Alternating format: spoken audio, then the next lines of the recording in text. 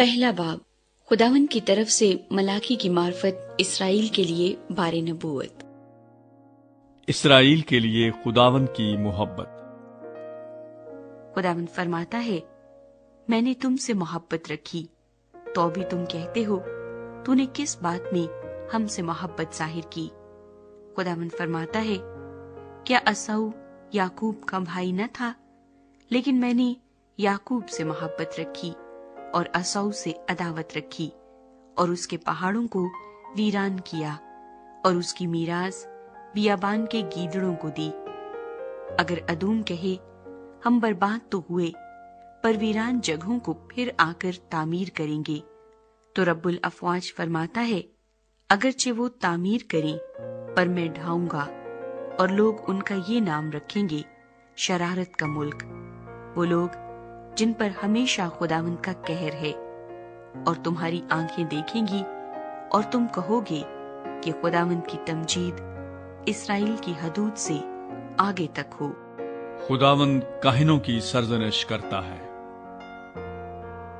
رب الافواج تم کو فرماتا ہے، آئے میرے نام کی تحقیر کرنے والے کاہنوں، بیٹا اپنے باپ کی اور نوکر اپنے آقا کی تعظیم کرتا ہے۔ پس اگر میں باپ ہوں تو میری عزت کہاں ہے؟ اور اگر آقا ہوں تو میرا خوف کہاں ہے؟ پر تم کہتے ہو، ہم نے کس بات میں تیرے نام کی تحقیر کی؟ تم میرے مذبح پر ناپاک روٹی گزرانتے ہو، اور کہتے ہو کہ ہم نے کس بات میں تیری توہین کی؟ اسی میں جو کہتے ہو خداوند کی میز حقیر ہے۔ جب تم اندھے کی قربانی کرتے ہو تو کچھ برائی نہیں، اور جب لنگڑے اور بیمار کو گزرانتے ہو تو کچھ نقصان نہیں۔ اب یہی اپنے حاکم کی نظر کر، کیا وہ تجھ سے خوش ہوگا اور تو اس کا منظور نظر ہوگا؟ رب الافواج فرماتا ہے، اب ذرا خدا کو مناؤ تاکہ وہ ہم پر رحم فرمائے۔ تمہارے ہی ہاتھوں نے یہ گزرانا ہے، کیا تم اس کے منظور نظر ہوگے؟ رب الافواج فرماتا ہے، کاش کہ تم میں کوئی ایسا ہوتا جو دروازے بند کرتا اور تم میرے مذبح پر ابس آگ نہ جلاتے۔ رب الافواج فرماتا ہے، میں تم سے خوش نہیں ہوں، اور تمہارے ہاتھ کا ہدیہ ہرگز قبول نہ کروں گا، کیونکہ آفتاب کے طلوع سے غروب تک قوموں میں میرے نام کی تمجید ہوگی، اور ہر جگہ میرے نام پر بخور جلائیں گے اور پاک ہدیے گزرانیں گے، کیونکہ قوموں میں میرے نام کی تمجید ہوگی۔ رب الافواج فرماتا ہے، لیکن تم اس بات میں اس کی توہین کرتے ہو کہ تم کہتے ہو، خداوند کی میز پر کیا ہے؟ اس پر کہ ہدیے بے حقیقت ہیں۔ اور تم نے کہا، یہ کیسی زحمت ہے، اور اس پر ناک چڑھائی۔ رب الافواج فرماتا ہے، پھر تم لوٹ کا مال اور لنگڑے اور بیمار ذبیحے لائے اور اسی طرح کے ہدیے گزرانے، کیا میں ان کو تمہارے ہاتھ سے قبول کروں؟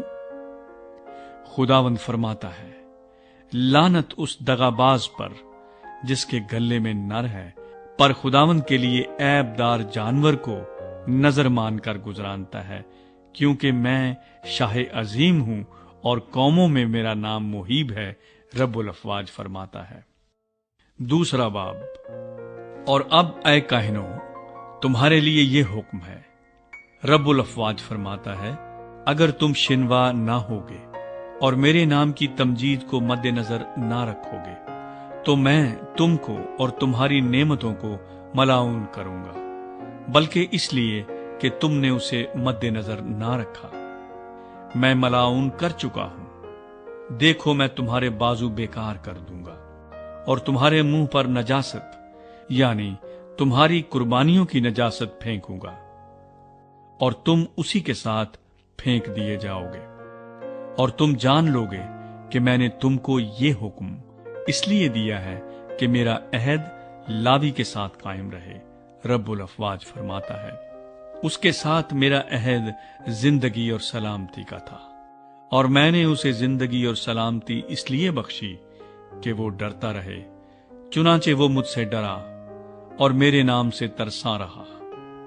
سچائی کی شریعت اس کے منہ میں تھی اور اس کے لبوں پر ناراستی نہ پائی گئی۔ وہ میرے حضور سلامتی اور راستی سے چلتا رہا اور وہ بہتوں کو بدی کی راہ سے واپس لایا، کیونکہ لازم ہے کہ کاہن کے لب معرفت کو محفوظ رکھیں اور لوگ اس کے منہ سے شرعی مسائل پوچھیں، کیونکہ وہ رب الافواج کا رسول ہے۔ پر تم راہ سے منحرف ہو گئے، تم شریعت میں بہتوں کے لیے ٹھوکر کا باعث ہوئے، تم نے لاوی کے عہد کو خراب کیا۔ رب الافواج فرماتا ہے، پس میں نے تم کو سب لوگوں کی نظر میں ذلیل اور حقیر کیا، کیونکہ تم میری راہوں پر قائم نہ رہے، بلکہ تم نے شرعی معاملات میں روداری کی، خدا سے لوگوں کی بے وفائی۔ کیا ہم سب کا ایک ہی باپ نہیں؟ کیا ایک ہی خدا نے ہم سب کو پیدا نہیں کیا؟ پھر کیوں ہم اپنے بھائیوں سے بے وفائی کر کے اپنے باپ دادا کے عہد کی بے حرمتی کرتے ہیں؟ یہودا نے بے وفائی کی، اسرائیل اور یروشلم میں مکروہ کام ہوا ہے۔ یہودا نے خداوند کی قدوسیت کو جو اس کو عزیز تھی بے حرمت کیا اور ایک غیر معبود کی بیٹی بیاہ لایا۔